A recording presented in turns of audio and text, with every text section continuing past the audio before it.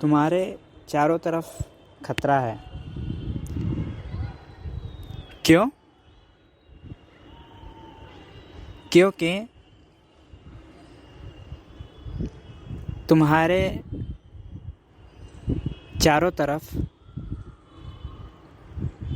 क्या कब हो जाए कोई भरोसा नहीं। कब भूकंप आ जाए, छत तुम्हारे ऊपर गिर जाए, तुम्हारी मृत्यु हो जाए, कोई भरोसा नहीं। कब तुम अकेले सड़क पर चल रहे हो रात को,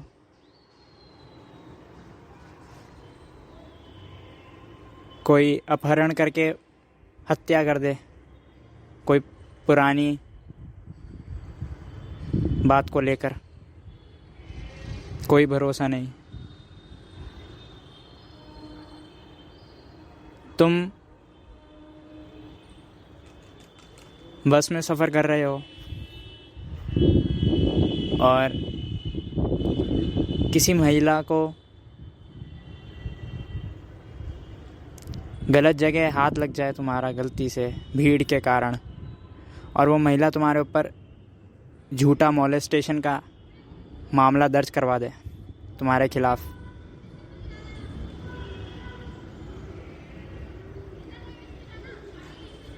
वो भी समस्या है। कोई भरोसा नहीं, कभी भी अनहोनी हो सकती है। ये तो मैंने चंद अनहोनियाँ गिनवाई है। अब इससे कोई फ़र्क नहीं पड़ता कि तुम कौन हो या क्या हो। इतना पक्का है कि तुम्हारे चारों तरफ अनहोनी होने को तैयार है।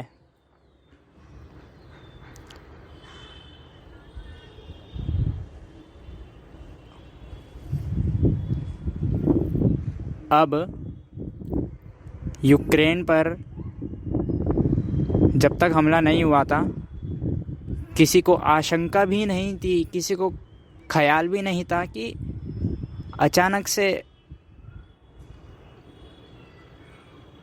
रूस धावा बोलेगा यूक्रेन के ऊपर।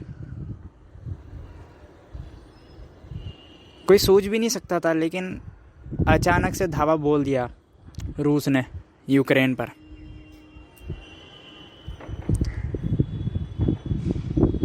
जबकि यूक्रेन ने कोई भी भड़काने वाला काम नहीं करा था, ऐसी कोई भी आशंका नहीं थी, लेकिन फिर भी धावा बोल दिया रूस ने यूक्रेन के ऊपर। ऐसे ही तुम भी यूक्रेन जैसे हो। कोई भरोसा नहीं तुम्हारे खिलाफ अनहोनी कब हो जाए, तुम्हें पीड़ा कब पहुंचे, कोई भरोसा नहीं। आज अलग अलग देश परमाणु हथियार बना रहे हैं, नए नए हथियार बना रहे हैं। कब कौन सा देश किस पर युद्ध छेड़ दे और वो तुम्हारा देश निकले और तुम युद्ध के बीच में मर जाओ। अभी खबर आई है, सूत्रों के अनुसार अभी तक 198 असैनिक नागरिक सिविलियंस की मौत हुई है अब तक यूक्रेन के अंदर। ऐसे ही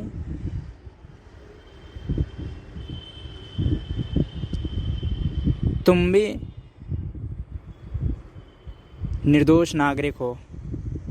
क्या भरोसा कल को तुम्हारे खिलाफ कोई बलात्कार कर दे, कल को कोई आतंकवादी तुम्हें आकर मार जाए, कल को कोई तुम्हारी हत्या कर दे, कल को कोई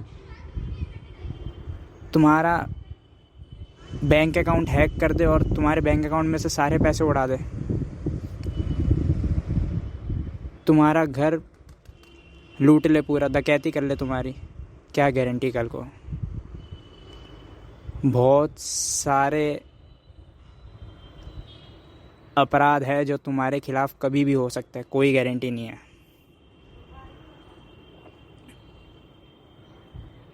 और तुम ये उम्मीद लिए बैठे हो कि तुम बचकर रहो, तुम्हारे खिलाफ़ कोई भी अपराध ना हो, कोई भी अपराध ना करे। तो ये उम्मीद तुम्हारी उस दिन टूट जाएगी जिस दिन तुम्हारे खिलाफ़ अपराध हो जाएगा कोई ना कोई,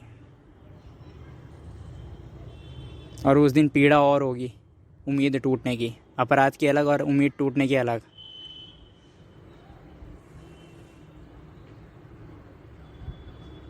क्यों? क्योंकि तुम्हें दूसरों पर भरोसा है,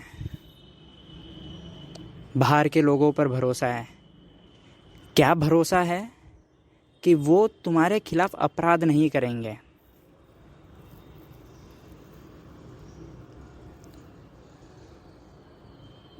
तुम अपना पूरा भरोसा बाहर के जगत पर करके बैठे हो। तुम ये भरोसा करके बैठे हो कि भूकंप नहीं आएगा, छत नहीं गिरेगी, मौत नहीं होगी। कुदरत पर भरोसा किए बैठे हो। तुम ये भरोसा किए बैठे हो कि तुम रात को अकेले सड़क पर जा रहे हो, पुलिस व्यवस्था अच्छी है तो बलात्कार नहीं होगा। तुम ये भरोसा करके बैठे हो कि हमारी खुफिया एजेंसी अच्छे से काम कर रही है तो कोई आतंकवादी हमला नहीं होगा हमारे इलाके में, तो हमारी मौत नहीं होगी। तुम इतना सारा भरोसा करके बैठे हो बाहर के लोगों पर, और जितना तुम भरोसा करोगे बाहर के लोगों पर उतना तुम्हारा डर बढ़ता जाएगा।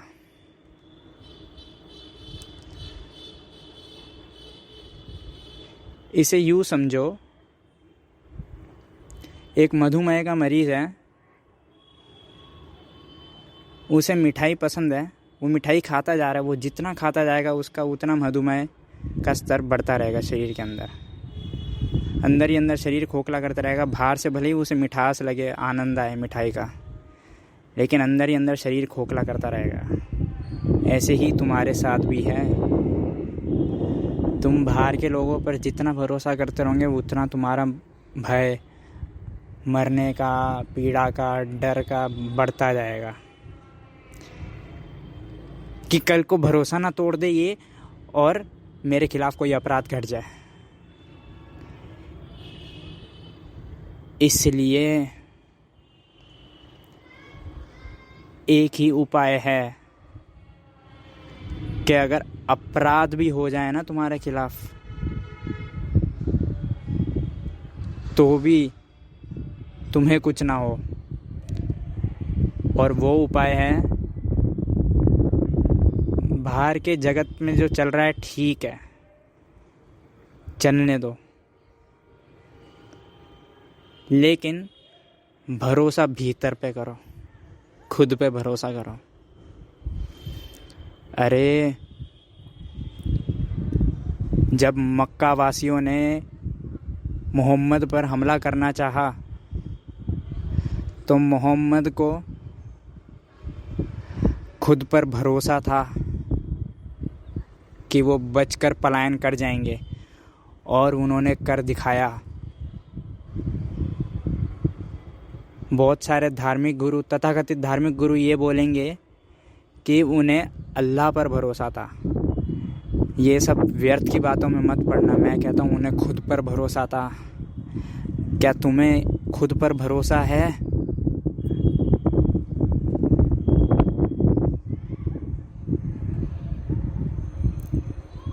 उन्हें खुद पर भरोसा था, इसलिए वो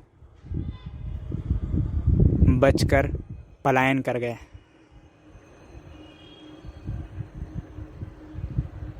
और हर एक धर्मगुरु यही पाठ पढ़ाता है, हर एक धर्म में यही पाठ पढ़ाया जाता है। बेटा अल्लाह पर विश्वास रखना, बेटा भगवान पर विश्वास रखना, बेटा परमात्मा पर विश्वास रखना। ये धर्मगुरु, तथाकथित धर्मगुरु तुम्हारा भरोसा उन पर करवा रहा है जिनका तुम्हें एहसास ही नहीं हुआ आज तक।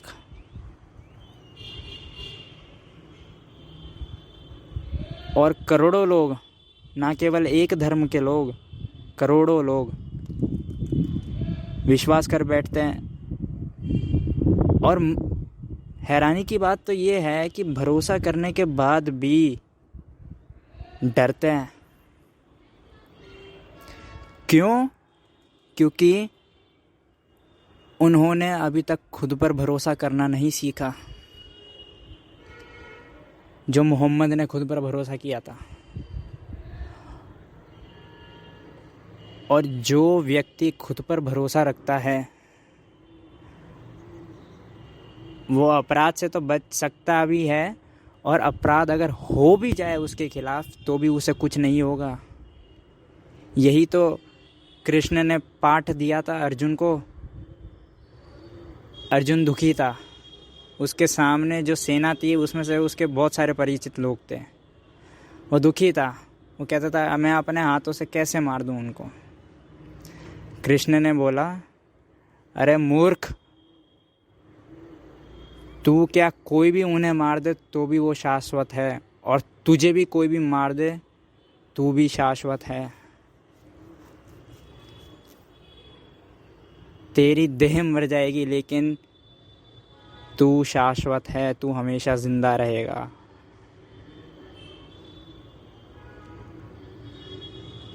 यही फ़र्क है। तुम्हें अभी देह का ही पता है, तुम्हें खुद का नहीं पता।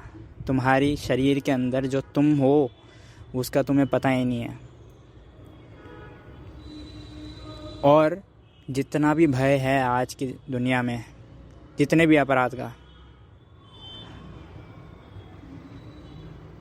इस भय की बीमारी का एक ही इलाज है, खुद पर भरोसा रखो। तुम भरोसा खुद पर इसलिए नहीं रख पाते क्योंकि तुमने खुद को कभी जाना ही नहीं। इसे यूँ समझो कि तुम्हें अगर मैं बोल दूँ कि अकेले चांद पर जाकर आ जाओ, तुम डरोगे? चांद पर अकेले कैसे चले जाऊं? मैं तो वैज्ञानिक भी नहीं हूँ। अकेले चांद पर कैसे चले जाऊं? कभी चांद पे पहले कभी गया ही नहीं मैं। इसलिए तुम चांद पर जाने से इनकार कर दोगे क्योंकि तुम चांद पर पहले कभी गए ही नहीं। ऐसे ही तुम खुद पर भरोसा करने से खुद इनकार करते हो क्योंकि तुमने खुद को कभी देखा ही नहीं। तुम खुद कभी विराजमान ही नहीं हुए भीतर जाकर। तुम भीतर की दुनिया में कभी प्रवेश ही नहीं करा तुमने। और खुद पर भरोसा लाने का एक ही उपाय है, एकमात्र उपाय है भीतर की यात्रा का। उसका नाम है ध्यान, मेडिटेशन।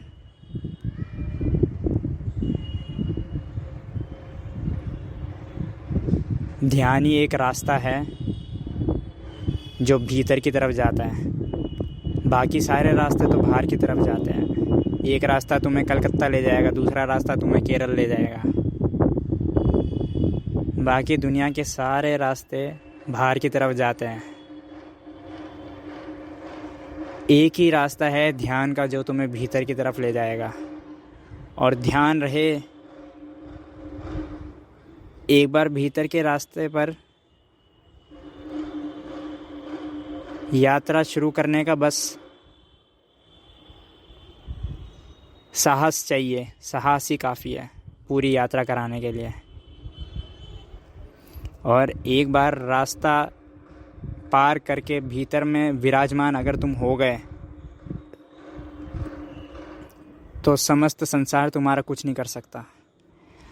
इसी को शिव ने बोला है, स्वयं में अगर तुम ठहर गए तो परम लोक का सुख मिलेगा, यानी समस्त जगत का सुख मिलेगा। ऐसा सुख जो तुम आज तक भोगते आ रहे हो बाहर की दुनिया में, उससे भी ऊंचा वाला सुख। और वहाँ ना कोई डर रहेगा किसी अपराध का, क्योंकि वहाँ तुम्हें कोई छू भी नहीं सकता, वहाँ कोई आ भी नहीं सकता। तुम्हारे भीतर में तुम ही प्रवेश कर सकते हो और कोई नहीं कर सकता। इसलिए 24 घंटे में जब समय मिल जाए 2 मिनट के लिए एक जगह ठहर जाना, आराम से शरीर को हल्का छोड़ देना, एक जगह बैठ जाना और अपनी श्वासों पर नज़र रखना, अपनी आती जाती श्वासों को देखना बस, और कुछ मत करना, सिर्फ देखना। और ध्यान रहे श्वासों को, अगर तुमने अपनी श्वासों को देख लिया तो तुम्हारी दृष्टि स्वयं को देखने के लिए भी तैयार हो जाएगी।